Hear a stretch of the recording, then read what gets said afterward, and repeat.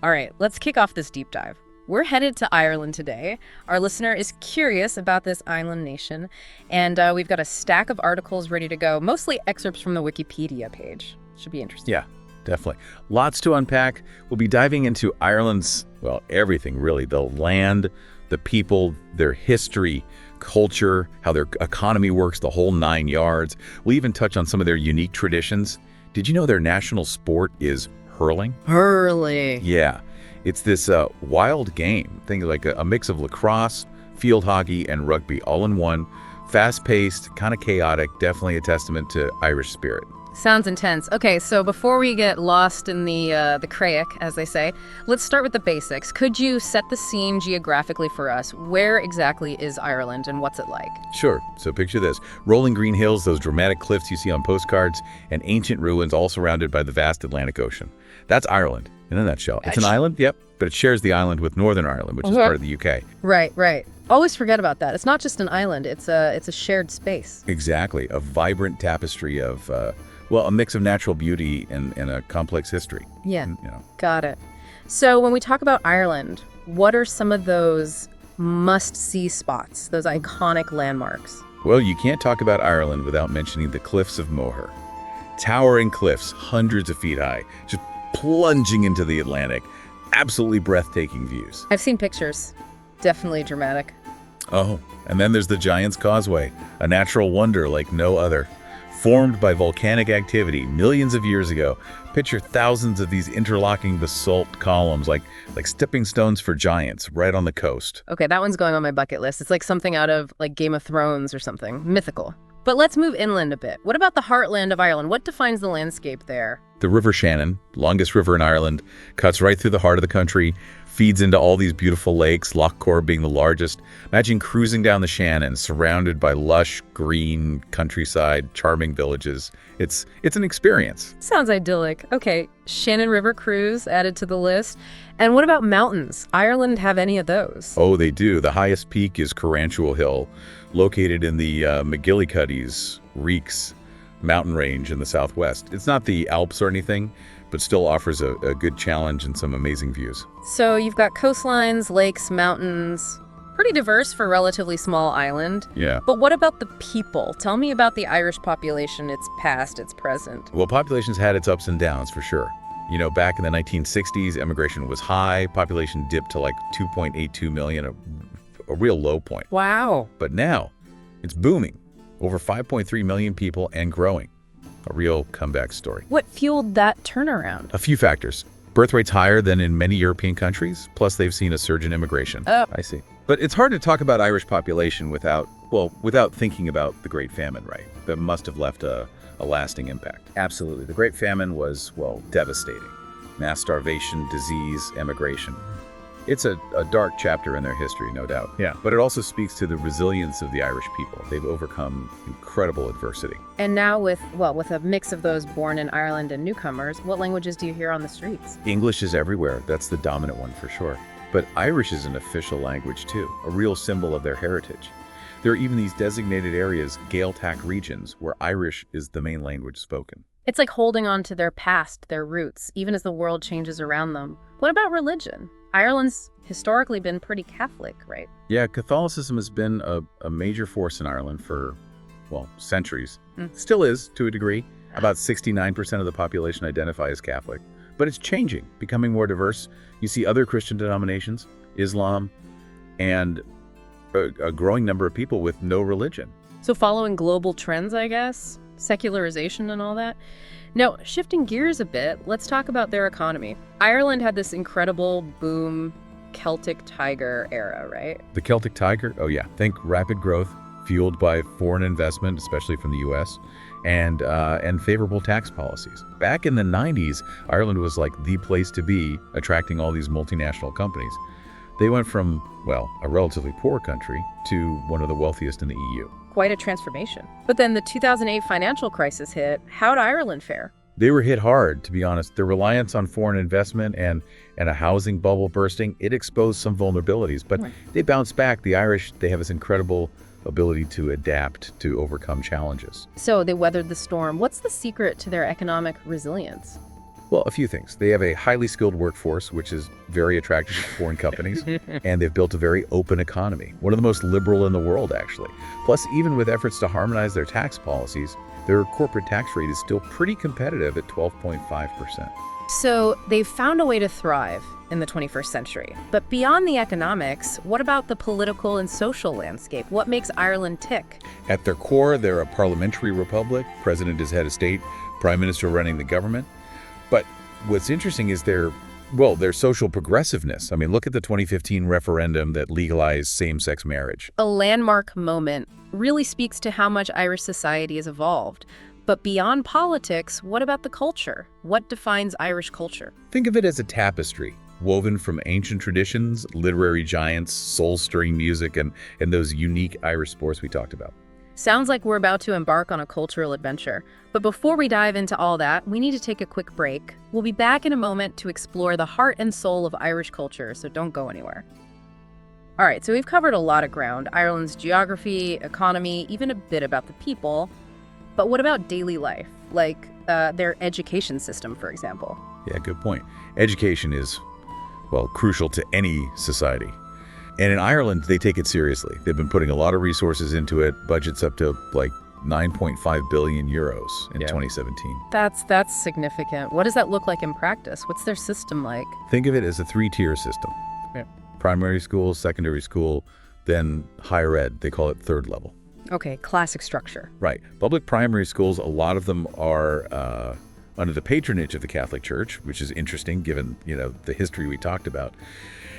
And they're free, but more and more people are choosing private schools these days. Private schools meaning they have to pay. Exactly. Fees and all that. So is there equal opportunity for everyone, or does the church's influence still play a role? It's a debate they're having in Ireland right now. The government is trying to create more non-denominational schools, more options, moving away from the Catholic Church's control bit by bit.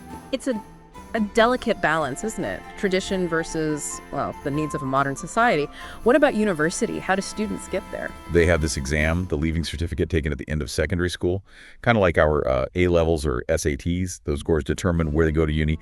They've been tweaking the system, though, moving to a points-based allocation, so more like a GPA, I guess, trying to make it fairer, recognize a wider range of skills. So leveling the playing field, making opportunities more accessible. What about healthcare? How's that looking in Ireland? In 2022, they spent a good chunk of their GDP on healthcare, like 6.1%. And it seems to be paying off. Life expectancy's gone up a lot in recent decades. It used to be 76.5 years in 2000. Now it's up to like 83.1. That's impressive. What about access to doctors? Are there enough to go around? As of 2020, about 34.8 doctors per 10,000 people. Pretty decent, actually. Yeah. Compared to other developed countries. Of course, there are always challenges in healthcare. But overall, Ireland seems to be doing all right. Good to hear. So they're investing in education, healthcare. Seems like they're prioritizing the well-being of their people.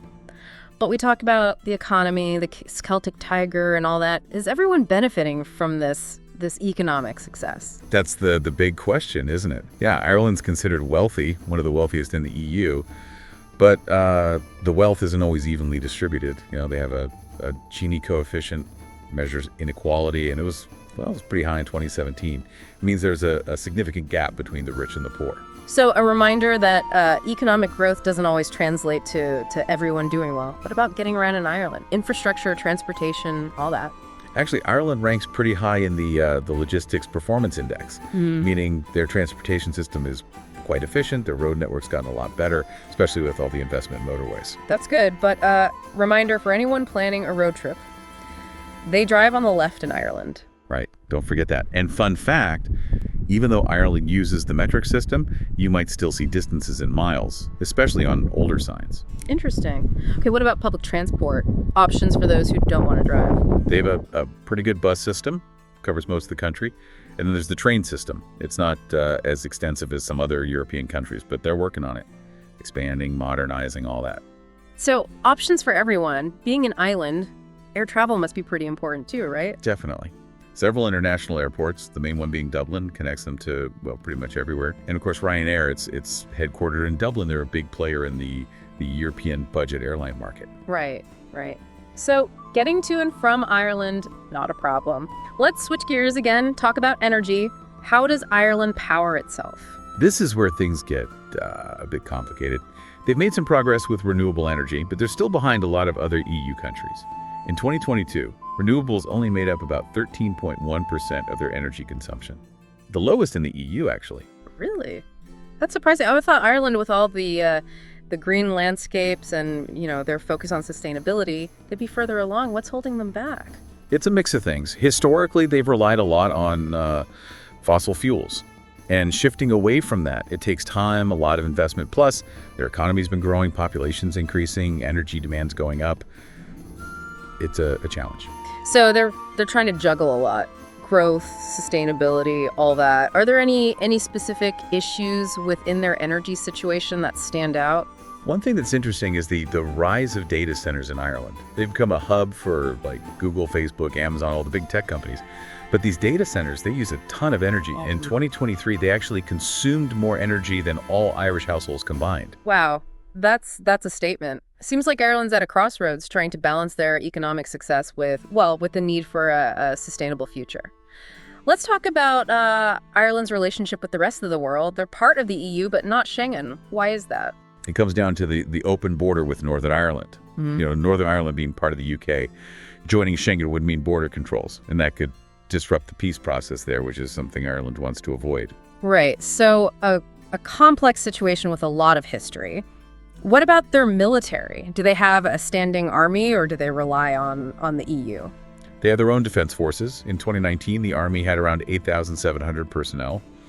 The Navy focuses mainly on patrolling their waters, and the Air Corps mostly supports the Army and does transport. They don't have fighter jets or anything. So they have a military, but they're not a major military power. What are some of their main goals, their priorities on the world stage? Ireland's big on peace, neutrality, working together with other countries. They're strong supporters of the UN, involved in peacekeeping missions around the world. They're also very active in international development, advocating for human rights. So using their influence for good, promoting cooperation and peaceful solutions. And of course, their EU membership plays a big role in their foreign policy. Absolutely. They've been in the EU since 1973, very integrated. They've benefited from it, and they're big believers in the European project. Are there any particular relationships that are especially important for Ireland?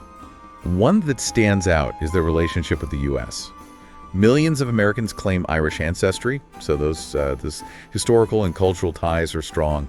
The U.S. is a major trading partner, big investor in Ireland, and they have a close political relationship as well. Fascinating how history continues to shape the present. Okay, so we've talked about education, healthcare, infrastructure, even foreign policy, but we're still missing something essential. What about the heart and soul of the nation? What is it about Irish culture that captivates people around the world? Now we're getting to the good stuff. Think literature, music, art, those Gaelic games we mentioned, and just a spirit of storytelling and community that's everywhere in Ireland. It sounds like we're about to embark on a journey into the heart of Irish culture. And that's where we'll pick up in the final part of our deep dive into Ireland. Stay tuned. All right, welcome back. So we've explored a lot about Ireland, the practical stuff, the serious stuff. But now let's talk about what makes Ireland, the culture. When you think about Irish culture, what pops into your head? Those shamrocks, Celtic crosses, maybe even those leprechauns. Oh, and those round towers. Those are so intriguing, like remnants of a time when Ireland was this center of knowledge and faith. Yeah, those towers are they're pretty incredible. A real testament to Ireland's history. But the true heart of Irish culture, it's in the people, their creativity. Like Irish literature, for example, some of the most famous writers in history, they're Irish. Yeats, Joyce, Heaney's, they've had such a profound impact on literature, on how we see the world. What is it about Irish writers that resonates so deeply? There's this lyrical quality to their writing, this connection to nature, to myth and folklore that's woven into their stories. They talk about love, loss, identity, the fight for freedom, all with this honesty, this rawness that's both heartbreaking and inspiring. And the music, Irish music, it just gets to you, doesn't it? That blend of traditional folk melodies, the fiddle, the flute, and of course the harp. It's almost like you can hear centuries of history and stories in the music. Yeah, it's music that gets under your skin, for sure. And the Irish, they have this knack for bringing people together through music. Imagine a session in a pub, musicians just jamming, sharing tunes, stories. It's pure Irish magic. That's what I love about Irish culture, that warmth, that sense of community. It's not just about watching, it's about joining in, feeling like you belong. And speaking of joining in, those Gaelic games, hurling and Gaelic football, they're more than just sports, right? Oh yeah, they're part of the soul of Ireland, the passion, the rivalry between counties. It's legendary. And the skill, the athleticism of the players, it's amazing to watch. You can kick the ball, carry it, even balance it on your hurley stick while running full speed. It's a wild ride. Sounds like a mix of soccer, rugby, basketball, all rolled into one. And we mentioned earlier that they're amateur sports. It's remarkable that they've remained so popular in a world that's obsessed with professional sports. Why do you think that is? I think it's because of the community, the local pride. These games are played at the grassroots level, bringing people together from all walks of life to support their county team. It's a tradition that's been passed down, connecting people to their heritage, to each other. A powerful reminder that sport can be a force for unity, for connection. And it's not just hurling and Gaelic football. We talked about rugby, but soccer's big in Ireland too, and even cricket's gaining popularity. Yeah, sports are a big deal in Ireland. Entertainment, camaraderie, national pride, it's all there. But Irish culture, it goes beyond the stadiums, the playing fields. It's in the everyday. So it's not just about the big events, the famous people. It's the small moments, the traditions, the things that make daily life special. Exactly. It's that warmth you feel when you walk into a local pub. It's the wit, the storytelling that's so natural to the Irish. It's that sense of community, the craic, that makes Ireland so unique. I think that's what we've really uncovered in this deep dive, the heart of what makes Ireland so special. It's a place where history and modernity come together, where resilience and creativity thrive, and where that sense of community, that crack, is always there. We've only scratched the surface, but hopefully we've given you a taste of what makes Ireland so captivating. And maybe even inspired you to explore it yourself. So to our listener, keep exploring, keep learning, keep discovering all the amazing things this world has to offer. Who knows? Maybe your next adventure will take you to the Emerald Isle. And until our next deep dive, may your journeys be filled with wonder and inspiration.